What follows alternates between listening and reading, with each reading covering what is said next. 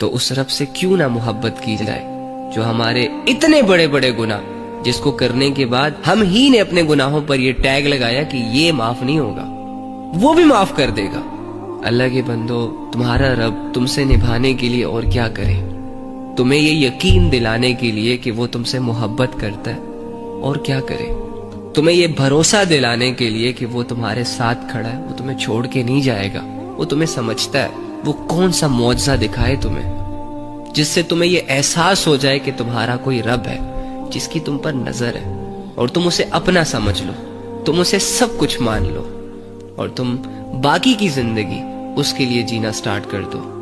بس کر دو یار، ان لوگوں نے تو تمہیں کھلونا بنایا ہوا ہے، یوز کرتے ہیں چھوڑ دیتے ہیں، ٹیسٹ کرتے ہیں، پسند آؤ تو کھاتے رہتے ہیں، پسند نہ آؤ نا تو چھوڑ دیتے ہیں۔ ان لوگوں کی باتوں کا یقین کر لیتے ہو، اور یقین کرنے کے بعد اپنی عزت، اپنی حیا، اپنا ایمان تک ان کے ہاتھ میں لا کر رکھ دیتے ہو۔ اور وہ رب جو تمہاری ہر ضرورت پوری کر رہا ہے، جو تمہارے ہر گناہ کو معاف کرتا ہے، جو تمہاری ہر خطا پہ پردے ڈالتا ہے، جو تم سے محبت کرتا ہے باوجود اس کے کہ تم خطا کار، گناہگار، اس کے نافرمان، اس سے بھاگنے والے، لیکن پھر بھی تم سے محبت کرتا ہے۔ اس رب کی باتوں پر یقین نہیں کر رہے تم، اس رب سے تمہارا دل نہیں جڑ رہا۔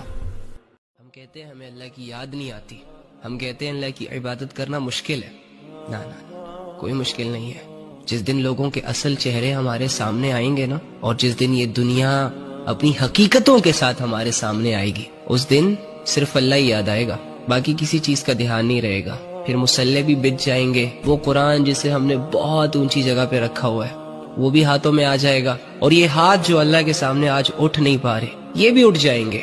بس ذرا سی وہ اکڑ ٹوٹنے دو جو میرے اندر ہے، ان خواہشوں کو دم توڑنے دو جن خواہشوں نے مجھے گھیرا ہوا ہے، اور ان لوگوں کو اصل چہروں کے ساتھ سامنے آنے دو جن لوگوں پر ہم اندھا یقین کر کے اپنے رب کو بھلا بیٹھے، اپنا سارا ٹائم ان لوگوں کو دے رہے ہیں، لیکن اللہ کو پکارنا مشکل، بلانا مشکل، محسوس کرنا مشکل، یاد کرنا مشکل۔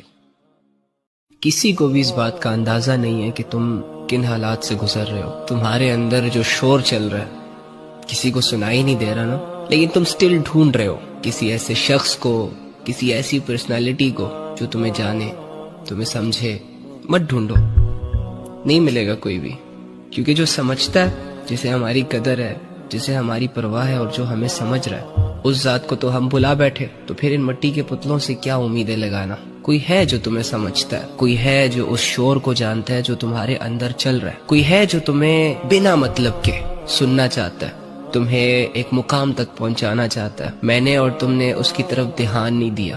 اللہ کی جو دوستی ہوتی ہے نا، وہ ہر مطلب سے پاک ہوتی ہے۔ اللہ رب العزت ہم سے بدلے میں کچھ نہیں لیتے کہ ٹھیک ہے تمہارے 100-200 مسئلے میں حل کروں گا، لیکن بدلے میں تمہیں یہ کرنا ہوگا، نا نا۔